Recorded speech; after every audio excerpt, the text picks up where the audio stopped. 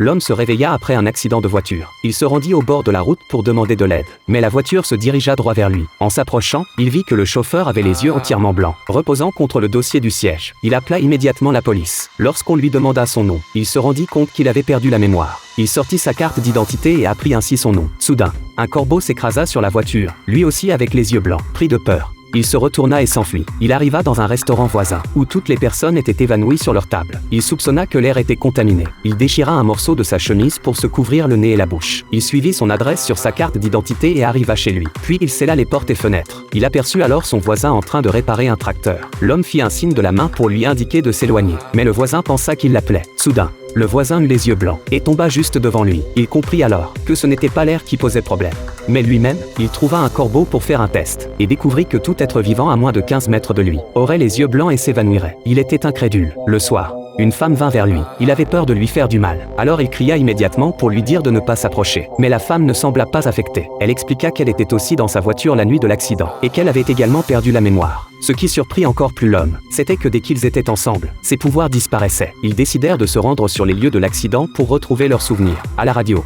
on rapportait l'incident du restaurant. L'homme se sentit très nerveux. Arrivés sur les lieux de l'accident, ils trouvèrent un énorme cercle noir brûlé sur le sol. Impossible que ce soit laissé par un accident de voiture. L'homme confia à la femme que dès que quelqu'un s'approchait de lui, quelque chose de grave arrivait. Ce qu'on rapportait à la radio était la conséquence de ses actions. La femme, effrayée, se retourna et s'enfuit. À ce moment-là, l'homme croisa une policière, et la femme s'éloigna de plus en plus. La policière tomba immédiatement au sol. La femme se retourna et resta figée. L'homme lui fit faire un test, se tenant près d'un mouton, tandis que la femme se recula jusqu'à 15 mètres. Le mouton s'effondra immédiatement. La femme fut totalement convaincue que tant qu'ils étaient ensemble, il ne se passerait rien. Pour en avoir le cœur net, ils se rendirent à l'hôpital pour un examen. En attendant les résultats, ils virent dans les nouvelles que l'homme était désormais un suspect. La police arriva à l'hôpital, après avoir confirmé qu'il n'y avait aucun problème physique. Ils s'enfuirent précipitamment. La femme aperçut alors son propre portrait dans une annonce de recherche. Elle ne put pas monter dans l'ascenseur. Elle vit l'ascenseur descendre. Si elle n'était pas près de l'homme, les gens autour d'elle risquaient de mourir. L'homme paniqua. La femme courait désespérément dans les escaliers, en maintenant une distance de sécurité avec lui. Finalement,